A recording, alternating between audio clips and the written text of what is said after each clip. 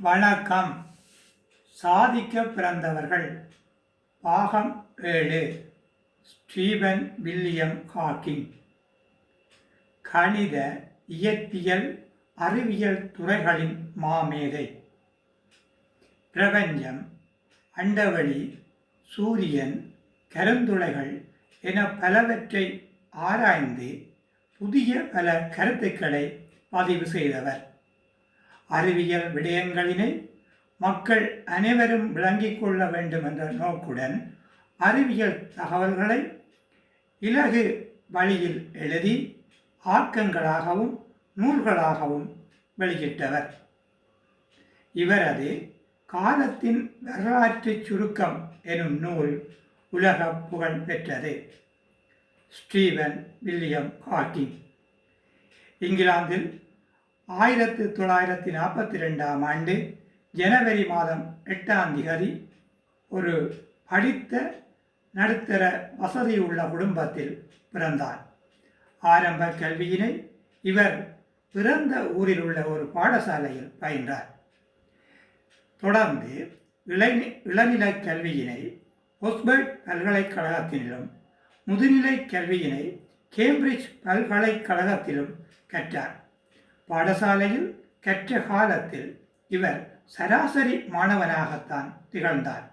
ஆனால் பல்கலைக்கழகங்களில் கற்ற காலங்களில் இவர் கணித, இயற்பியல், அறிவியல் துறைகளில் அபார திறமைமிக்க மாணவராக விளங்கினார்.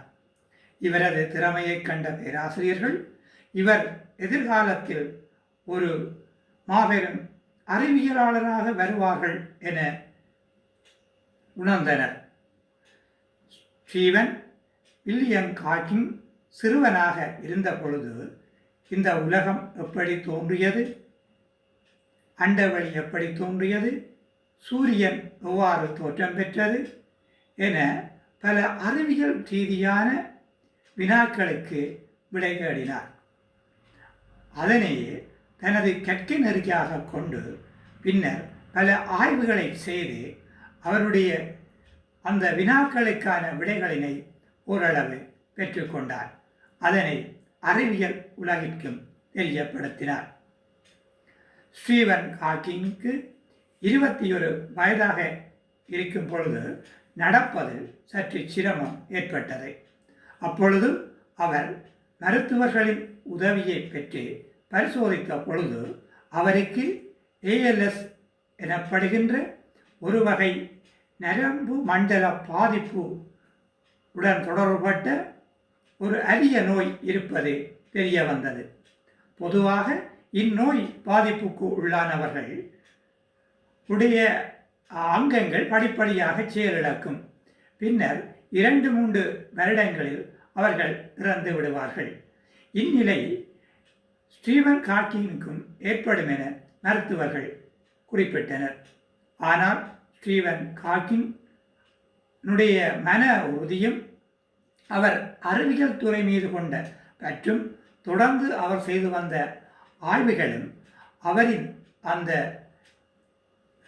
இறப்பு எல்லையை சுமார் 55 வருடங்கள் வரை நீடிப்பு செய்தது. எனினும் அந்த நோய் தாக்கம் அவரை பாதித்தது. ஆரம்பத்தில் நடக்க சிரமப்பட்டார். இதனால் சக்கர நாற்காலியில் இருந்து தனது பணிகளை மேற்கொண்டார். இதற்கென பிரத்யேகமாக வடிவமைக்கப்பட்ட சக்கர நாற்காலி ஒழுங்கு செய்யப்பட்டது.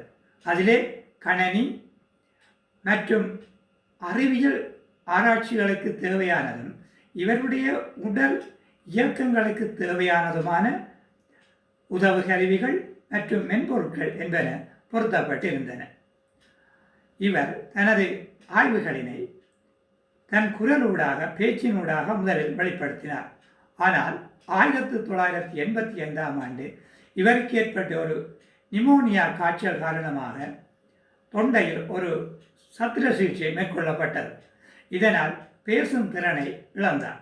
தொடர்ந்து தனது ஆய்வு முடிவுகளை கணனியில் தட்டச்சு செய்து வெளிப்படுத்தினார். காலப்போக்கில் கைகளும் செயலற்று போக தன்னுடைய கண் இமைகளை பயன்படுத்தி அந்த தட்டச்சு பணியினை மேற்கொண்டார். பின்னர் கண் இமைகளும் செயலற்று போக இறுதியாக அவருடைய கண்ண தசை அசைவுகள் மூலம் தட்டச்சு செய்து அவருடைய கருத்துக்கள் வெளி உலகுக்கு தெரிவிக்கப்பட்டன. மிக சவால் மிக்க இந்த பணியை ஸ்டீவன் ஹாக்கிங் மிக பொறுமையாகவும் நிதானமாகவும் செய்தார். இவரது திறமையை கண்ட அறிவியல் உலகம், மருத்துவ உலகம் என்பன இவரை பெரிதும் பாராட்டியது. ஸ்டீவன் ஹாக்கினுடைய ஆராய்ச்சிகளில் கருந்துளை பற்றிய ஆராய்ச்சி மிக முக்கியமானது. அதுவரை காலமும் கருந்துளைகளிலிருந்து ஒளிக்கற்றைகள் வெளியேறாது என்ற நிலவிய கருத்தை இவர் மறுத்து கருந்துளைகளிலிருந்து கற்றைகள் வெளியேறும் என்பதனை நிரூபித்தார். இதன் காரணமாக அக்கற்றைகளுக்கு இவரது பெயரில் ஹாக்கிங் கற்றைகள் என பெயர் சூட்டப்பட்டது. ஸ்டீவன் ஹாக்கிங் வேற்றுக்கிரக வாசிகள் பற்றியும் பல விடயங்களினை பதிவு செய்துள்ளார். பூமியில் உள்ளவர்களை விடவும் வேற்று கிரகத்தில் உள்ளவர்கள் சில வேளைகளில் அறிவுசாலிகளாக இருக்கக்கூடும். எனவே அவர்களின் வருகை எமக்கு பாதிப்பை சில நேரம் ஏற்படுத்தும். சில நேரம் வேற்று கிரகவாசிகள் எம்மை கண்டும் காணாமலும் சென்று விடுவார்கள். சில வேளைகளில் இங்கிருக்கின்ற வளங்களை சுரண்ட முற்படும் பொழுது அவர்கள் சில அழிவுகரமான செயல்களை ஏற்படுத்தக்கூடும். எனவே பூமியில் வாழும் மனிதர்கள் தம் இருப்பினை வெளி உலகுக்கு தெரியாத வண்ணம் பாதுகாத்துக் கொள்வது நல்லது என தெரிவித்துள்ளார். ஸ்டீவன் ஹாக்கிங் மனிதர்களுடைய செயற்பாடுகளினால் இந்த உலகம் உயிர்கள் வாழ்வதற்கு முடியாத ஒரு இடமாக மாறிவிட்டது என்றும் மனிதர்கள் வேறு கிரகங்களை தேடி செல்ல வேண்டும் என்றும் மனித வாழ்வுக்கு உகந்த கிரகங்களை நோக்கி பயணிக்க வேண்டும், அதற்கான ஆராய்ச்சிகளை மேற்கொள்ள வேண்டும் எனவும் கூறியுள்ளார். இவர் யுத்தங்களுக்கு எதிராகவும் குரல் கொடுத்தவர். ஸ்டீவன் ஹாக்கிங் ஏஐ பற்றி குறிப்பிடுகின்ற பொழுது நாம் தற்பொழுது ஆரம்ப கட்டத்தில் உள்ளோம். இது முழுமையாக வளர்ச்சி அடைகின்ற பொழுது அது பெரும் பாதிப்பை ஏற்படுத்தக்கூடும் என எச்சரித்தார். இப்படியாக ஸ்டீவன் ஹாக்கிங் அறிவியல் துறையில் பல கண்டுபிடிப்புகளை கண்டுபிடித்து மக்களுக்கு தெரியப்படுத்தியதுடன் பல நூல்களினையும் வெளியிட்டுள்ளார்.